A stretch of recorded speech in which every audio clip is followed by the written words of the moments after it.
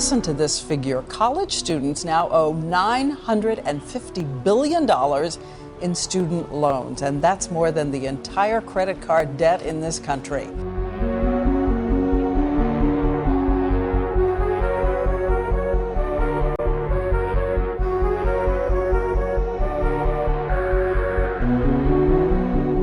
It is very, very easy as a person 18 years old to have access to a lot of money. And I think with that access comes responsibility.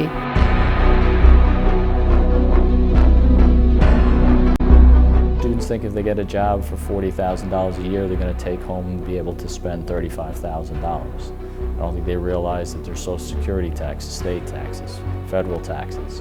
I have had appointments where I've talked with students, and one particular person comes to mind who was over $160,000 in debt.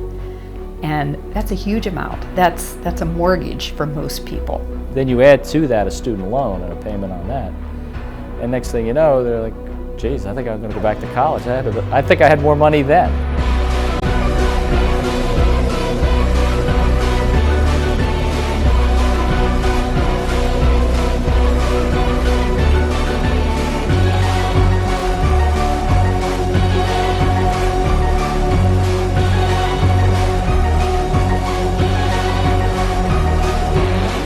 We have created a culture in which not having a BA labels you, in the minds of way too many people, as being either dumb or lazy.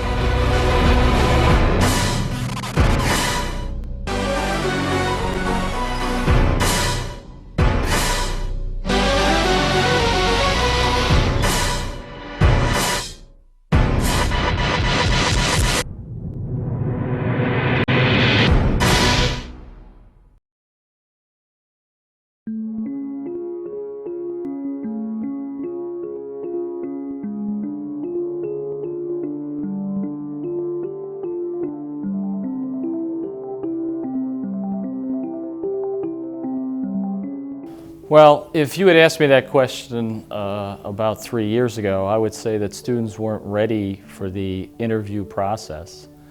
They didn't really know how to write a resume. They didn't know how to conduct themselves in an interview. They didn't know the proper dress. Will that be all, Mr. Marzetti? A glass of water, please, Gwen. And Kyle, something to drink? Yeah. I'll take a root beer float.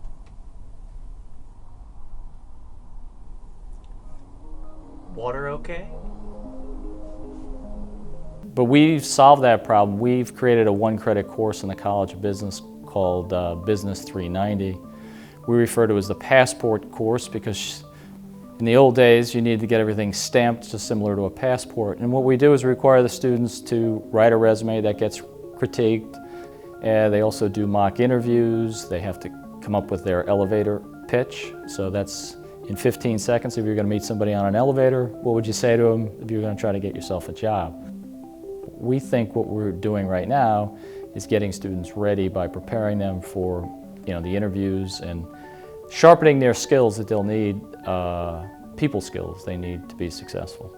But it's certainly important that students not just get academic learning and training while they're here in college, but they also need the soft skills, we call them. So they need to have the ability to talk with someone in an interview.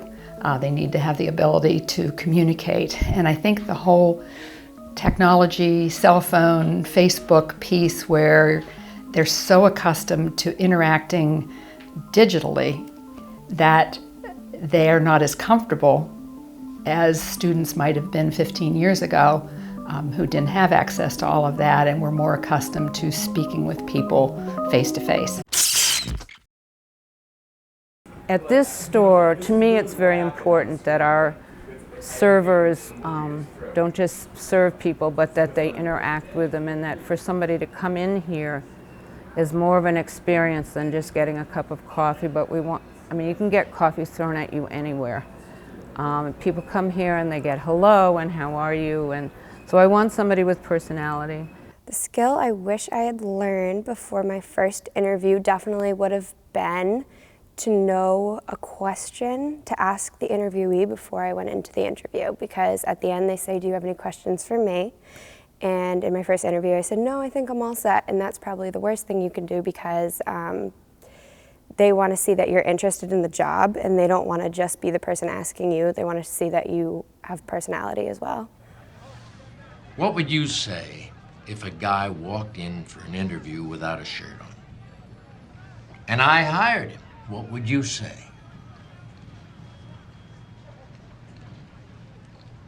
He must have had on some really nice pants.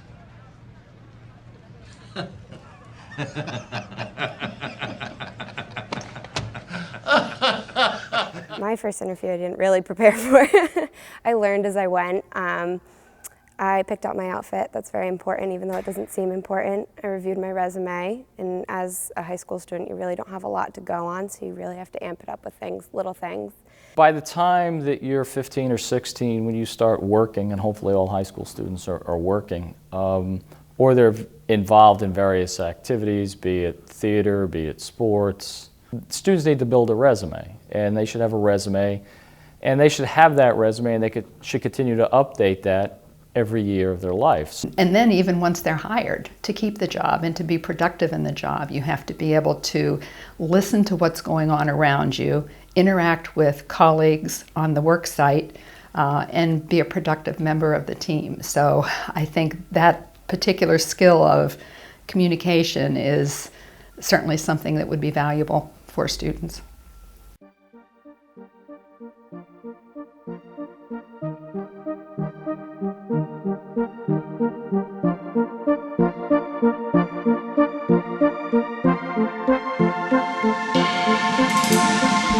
The purpose of education is to get you ready for when you're older to go into the real world. There would be no point in education if there were no job at the end of it. You need to learn life skills for your career, and you need to learn exactly how you're going to present yourself as an adult. And I think that's what education is for, pretty much. Well, obviously the purpose of education is for knowledge, and to gain knowledge and learn how to apply that knowledge, learn how to critically think, learn how to better communicate, learn how to better write, learn how to make the world a better place. I mean, certainly education creates a more interesting person. It allows you to delve into something that you have more curiosity about. It allows you to mature in the way that you think and interact with society. And in some cases, prepares you very specifically for a career path. I think the purpose of education is to broaden people's outlook on the world, on their town, on their village. They grow as people, they grow in having respect for other people and feeling respect for their own ideas and their abilities to take a piece of work and complete it all the way through.